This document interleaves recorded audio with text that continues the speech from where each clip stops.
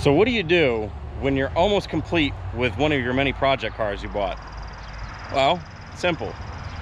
You buy another one. You may have a problem. So this is an 85 Trans Am that we acquired for dirt cheap. I mean, pennies on the dollar. Thing is, other than the chalky paint, it's really solid. It's been sitting a couple years. The inspection sticker says 23, so give it 2.5 years. And it's not rotted. It's a T-top car. It rained severely yesterday, and the floors are dry. Go figure. So, you know about as much about this car as I do, because it just got here, and I want to tear into it, and I'll go over it with you guys. Now, I love T-tops. I would love to take these out, but I'm not going to disturb them because for now they're sealed up so well that they're actually not leaking. So we're not going to take those out today, just for today. It's got an aftermarket bird somebody put on there. It's a 305 with a carbonator, but here's where it gets even better. I've never seen a third gen in the last 15 years that hasn't been butchered. I mean, all the AC components are still here. If you push on the Schrader valve, it goes, which means it holds pressure. Dude, the air pump is still there. There's still here. There's no homemade hillbilly wiring, which is unheard of. Now, it is an actual Trans Am. It's not a GTA. Actually, I don't know that much about them. I don't even know if GTAs came out by 85. Another thing I'd like to add is that, you know, it's a third gen, and look at that. The hood supports actually support the car. But wait, there's more. Shh. If you go back here, and you open the trunk, wait for it, and the hatch supports work. I can't tell you how many of these cars I've seen in my life where people carry around pool cues, other garage sticks just to hold the hatch open. I'm like, dude, change your struts. We don't have to do that on this car. It does run, and it does drive.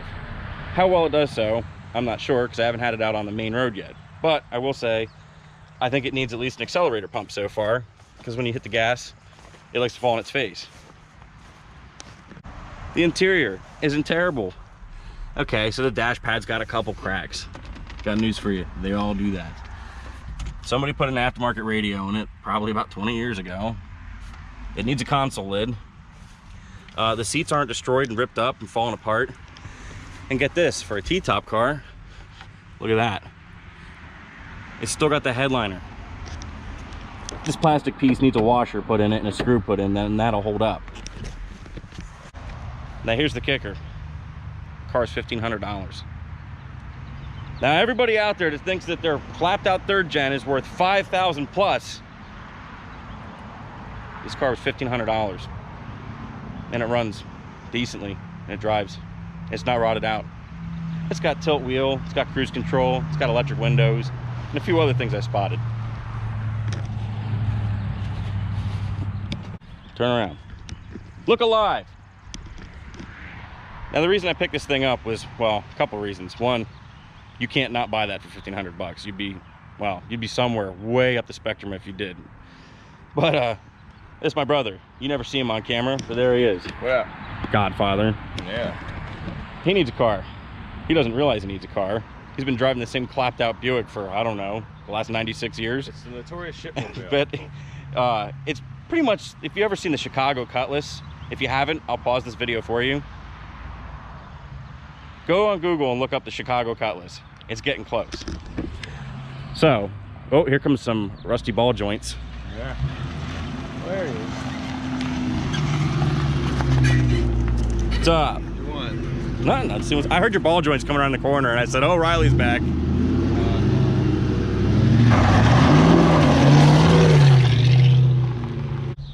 So I had to get the car for the price. There's no way I couldn't. You know, I could make the car look a lot nicer than it is, and I could resell it for a lot more money. I'm not doing that.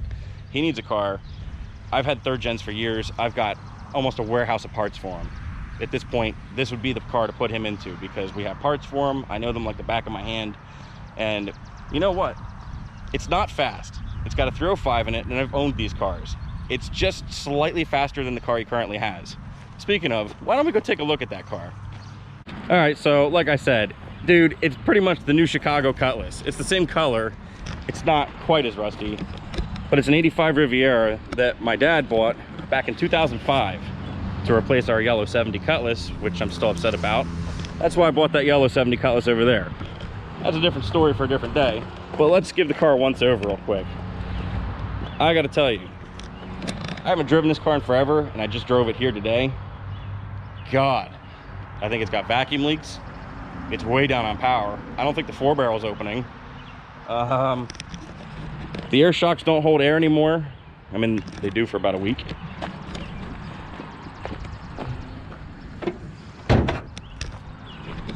If he goes from this car to that Trans Am, it might be a slight learning curve because it's rear-wheel drive, but it doesn't make any more power.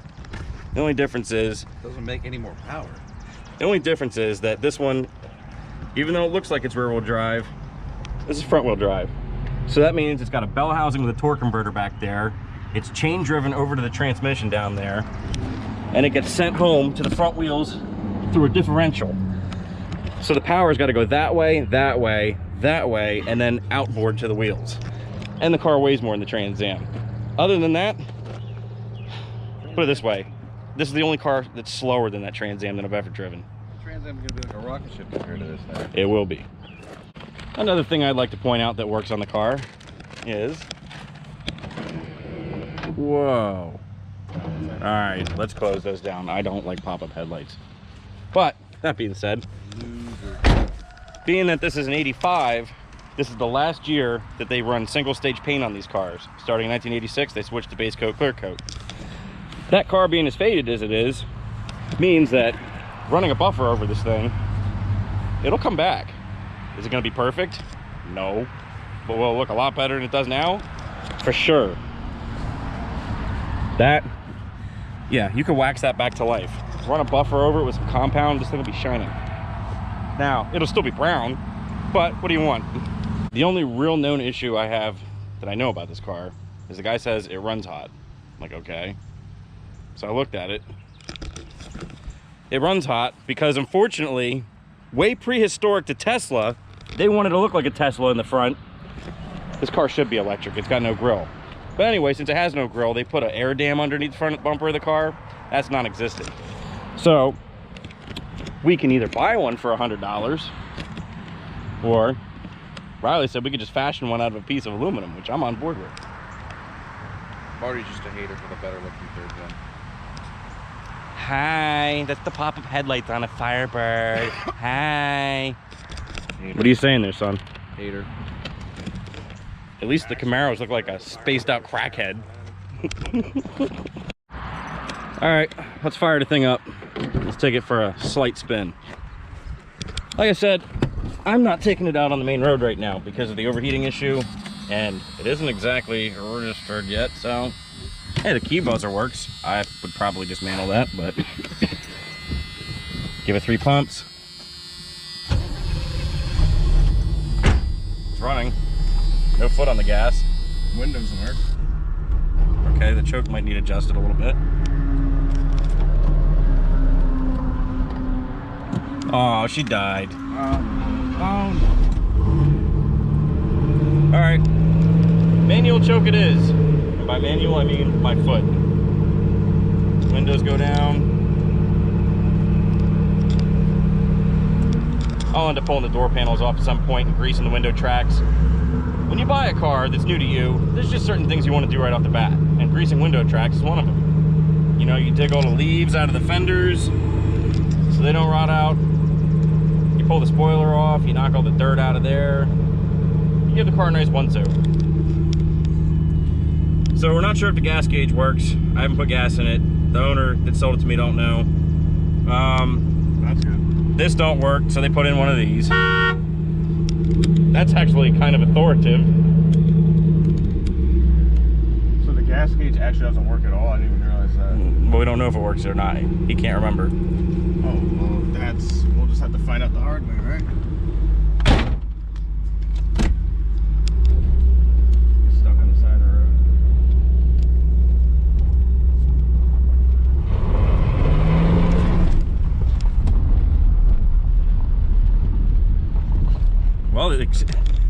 the accelerator pump worked that time.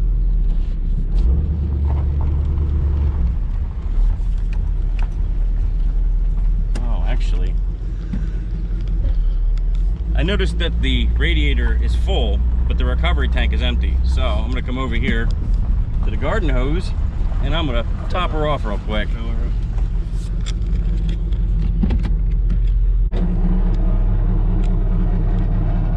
Sounds all right.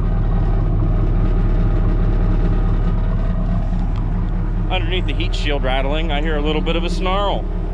All right, stuntman. What's it got, stuntman? We ain't finding out what it's got. Not right here.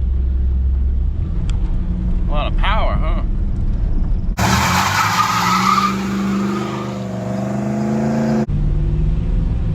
But it does all right. It feels good. It shifts nice. I don't hear anything knocking. And the suspension feels tight. Steering box is super tight. Rag joint feels good. It feels like it has a warped rotor though.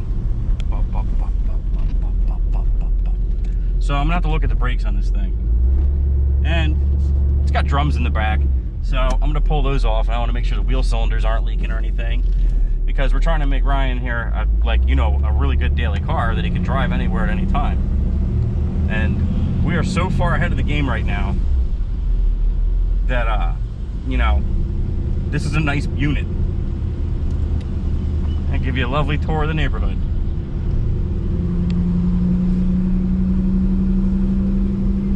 You want to drive it back? Sure. It's got one of those stupid air fresheners in here, and it smells like a urinal cake. I hate that smell. Well, we got a lot of work to do on it.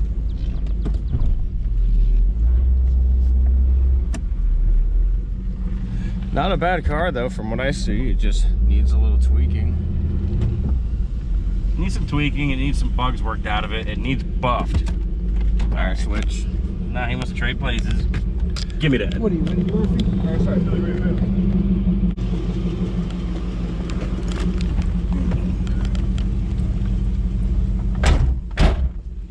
Put your wheel down. There you go. And you said the e-brake don't work? No. Is that what I heard? It needs cables. There it is. Okay, it's like the Skylark. It has a nice punch to it when you shift. Look, he was made for this car. Shit, yeah. Got the aviators on, the hamburger meat hanging out. Just wait until the T-tops are out and there's benches in here.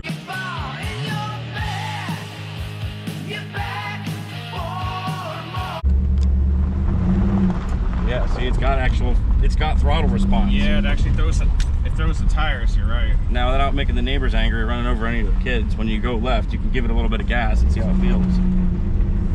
Go. Go straight? Yeah, now let off. All right, now, feel it out on the way back to Riley's.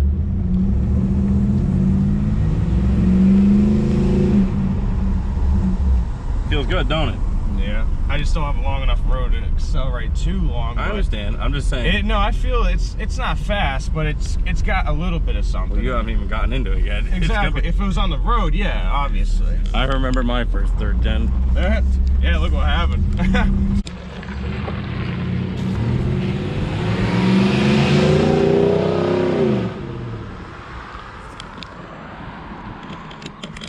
She burns a little bit of oil. Shh, you didn't see that. But it is full house on oil. It's not running low or anything. Needs valve guide seals, well, for sure.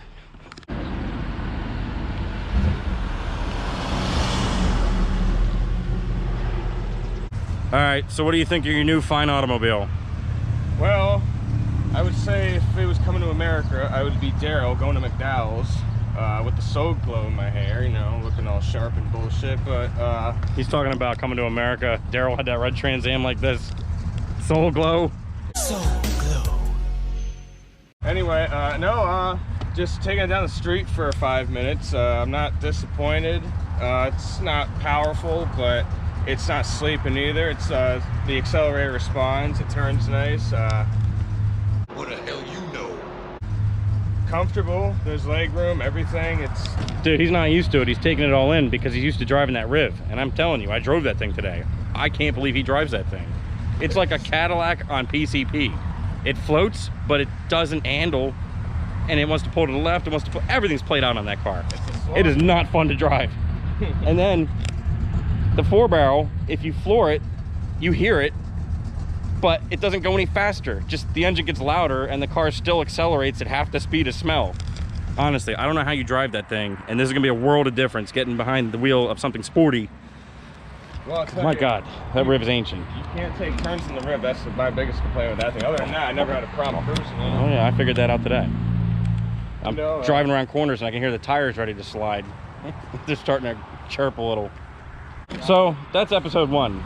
You guys, the viewers, let me know if you want this to become a channel car or not, because obviously I got a lot of stuff I got to do to it to get it in working order. And I can film that and put it out there for you to see, or if you guys don't care, then it's just be another car at my house that never gets filmed. Let me know down there. But I think we definitely came out on top for the price that we paid. Put it this way, for the price we paid, I'd drive it. Uh-oh, what could that be pulling on the property? That looks like a 67 Tempest. Sounds like a motorcycle.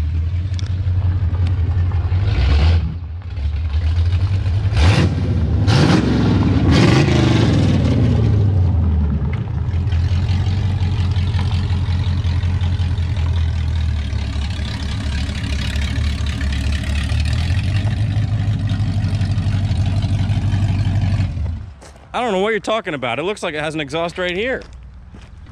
What up? Not too much, are you guys? I need a weather report. Clear. Today coming with a northeastern at about 80 degrees. So this is 67, right? Yep. Car's nice. Yeah, it looks good. Oh, I gotta get my greasy hands on it. Your hands are clean. Here we go. Sir, can I sit in your car?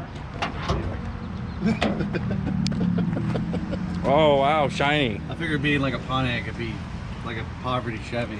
No. Nope, it's got the 326 in it, folks. Nope. Proper.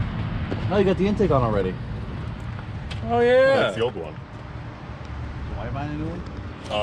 The newer one. So, yeah, folks, it's just been a Pontiac day over here at Riley's Junkyard and Petting Zoo. You should go check his channel out, by the way.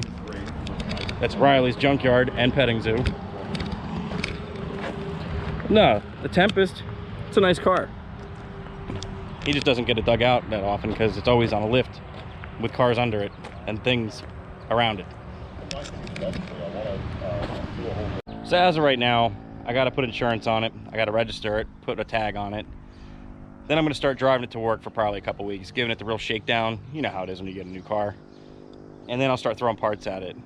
But my next move is I got to take this one to work and I got to paint it. So hopefully that'll happen soon. We've been so overloaded with cars at work that I haven't had time or space to bring this in. But now work's kind of starting to fizzle back just a little bit. And then you'll get a whole series on this that'll add to the 70 Cutlass Daily Driver series. So keep an eye out for videos on this car and the Cutlass. Probably this will be first. And I'll see you guys in the next video. Take it easy.